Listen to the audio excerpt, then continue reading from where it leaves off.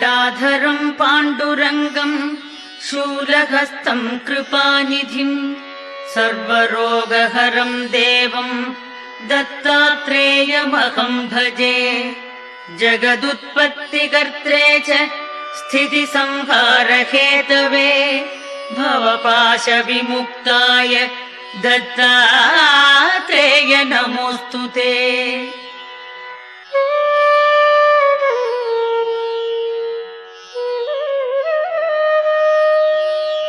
जराजन्म विनाशाय देहशुद्धिकराय च दिगंबर दयामूर्ते दत्तात्रेय नमोऽस्तु ते।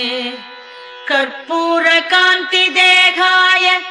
ब्रह्ममूर्तिधराय च वेदशास्त्रपरिज्ञाय दत्तात्रेय